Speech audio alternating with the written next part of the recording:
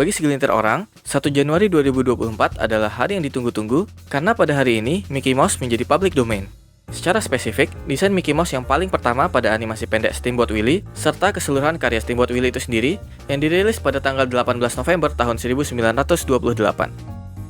Tapi apa sih maksudnya public domain itu? Kenapa kita tiba-tiba bisa pakai Mickey Mouse setelah 95 tahun? Dan kira-kira apa saja yang bisa kita lakukan dengan karakter Mickey Mouse yang sudah public domain ini? Well, pertama-tama, karya yang disebut public domain itu adalah karya intelektual yang dapat kita gunakan atau modifikasi secara bebas tanpa perlu mengkhawatirkan copyright atau hak cipta.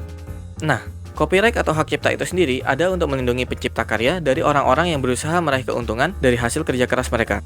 Di samping itu, hak cipta juga ada untuk mendorong inovasi. Namun, hak cipta ini dibatasi oleh waktu agar suatu karya juga dapat digunakan dan dikembangkan jauh setelah penciptanya tidak ada.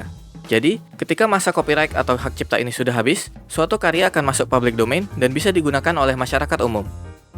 Mickey Mouse ini tentu bukan karakter atau IP populer pertama yang masuk public domain. Sebagai contoh, di beberapa tahun belakangan ini, karakter Winnie the Pooh, Sherlock Holmes, dan Robin Hood sudah masuk ke public domain. Tapi, Mickey Mouse masuk ke public domain ini sangatlah signifikan karena pertama, ini adalah Mickey Mouse. Siapa sih yang nggak tahu karakter yang satu ini? Selanjutnya, Disney, perusahaan yang memiliki hak cipta terhadap karakter Mickey Mouse ini, terus-menerus memperjuangkan hak cipta karakter ini sejak zaman dahulu kala. Berdasarkan peraturan hak cipta di Amerika Serikat yang berlaku saat Steamboat Willie rilis pada tahun 1928, karakter Mickey Mouse seharusnya sudah kadaluarsa pada tahun 1984. Namun Disney berhasil ngelobi pemerintah untuk memperpanjang masa hak cipta Mickey Mouse sebanyak 2 kali. Yang pertama adalah Copyright Act of 1976, yang memperpanjang masa hak cipta sebanyak 20 tahun hingga tahun 2004. Dan yang kedua adalah Copyright Term Extension Act of 1998, yang sering disebut juga Mickey Mouse Protection Act atau Undang-Undang Perlindungan Mickey Mouse, yang memperpanjang lagi sebanyak 20 tahun hingga 1 Januari 2024 ini. Mungkin sekarang pertanyaannya, kenapa Disney nggak ngelobi lagi untuk memperpanjang hak cipta Mickey Mouse mereka? Well, selain menghindari public backlash terutama di era media sosial sekarang ini, Disney sendiri sudah sangat besar dan terkenal, di mana semua orang tahu Mickey Mouse itu adalah properti Disney. Jika orang lain membuat karya dengan karakter Mickey, mereka secara tidak langsung juga akan mempromosikan Disney, meskipun karya mereka ini tidak sejalan dengan prinsip Disney yang umumnya family friendly. Sebagai contoh, seseorang bisa saja membuat film horor dengan tema Mickey Mouse, seperti film Winnie the Pooh, Blood and Honey beberapa tahun yang lalu, di mana Disney tidak terpengaruh dengan keberadaan film horor ini. Bahkan pembuat film ini, Frank Waterfield, mendapat petisi dan ancaman untuk menghentikan film ini.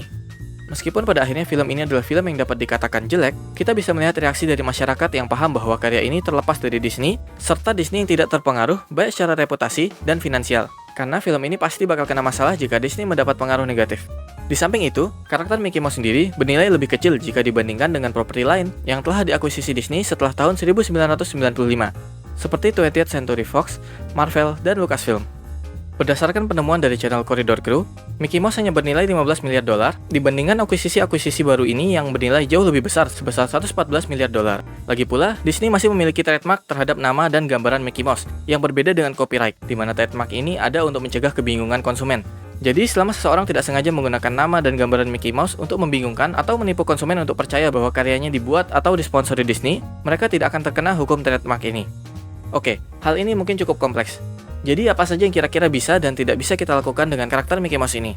Yang pertama, kita bisa bagikan, adaptasi, dan remix keseluruhan animasi Steamboat Willie. Di YouTube sendiri, sudah banyak channel yang mengupload keseluruhan animasi Steamboat Willie secara utuh, menganimasi ulang, serta remix meme dari animasi pendek ini. Kita juga bisa menggunakan karakter-karakter di dalam animasi tersebut seperti Mickey dan Minnie untuk membuat jalan cerita yang baru di luar konteks animasi Steamboat Willie tadi. Namun perlu diperhatikan lagi, Mickey Mouse yang public domain itu cuma versi Steamboat Willie, jadi bukan versi yang sudah pakai sarung tangan putih seperti yang umumnya dikenal di zaman modern ini. Nah, selama kita bisa menghindari bagian-bagian desain Mickey Mouse yang baru seperti sarung tangan putih tadi, kita bisa menggunakan dan memodifikasi desain Mickey Mouse serta karakter lain dalam animasi tersebut agar bisa sesuai dengan adaptasi kita sendiri. Sebagai contoh, dalam waktu seminggu saja sudah ada pengumuman game dan film horor bertema Mickey Mouse. Dan tentu saja, desain Mickey Mouse tadi harus diubah agar sesuai dengan tema horor yang diinginkan. Meskipun kita gak tahu apakah kedua adaptasi horor ini akan menjadi adaptasi yang bagus atau tidak, kita bisa melihat bahwa orang-orang sudah mulai memanfaatkan sifat public domain dari karakter Mickey Mouse ini. Ya, tapi gue bukan pengacara ya, jadi kalau kalian mau buat project sebesar itu, mungkin ada baiknya kalian menghubungi pengacara dulu. Tapi kalau kalian mau sekedar membuat karya berdasarkan Steamboat Willie tadi untuk diupload di internet, sepertinya nggak ada masalah besar sih. Karena di samping public domain ini, masih ada kemungkinan untuk menggunakan karya yang dilindungi copyright dengan hukum fair use untuk kritik, dokumenter, atau parodi yang merupakan pembahasan kompleks lain lagi. Namun dalam kasus Mickey Mouse sendiri, serial animasi South Park pernah membuat parodi terhadap Mickey Mouse dan Disney. Selain itu, ada game yang diumumkan tahun lalu berjudul Mouse yang menggunakan estetik atau style animasi jadul seperti Steamboat Willie untuk keseluruhan gamenya, yang membuatnya menjadi unik dibanding game modern lainnya. Balik lagi ya, gue bukan pengacara. Gue aja nggak tahu apakah hukum ini berlaku di Indonesia atau bagaimana. Mungkin kalau kalian adalah seorang pengacara atau punya kenalan yang paham hukum, mungkin bisa komen di bawah soal hal ini.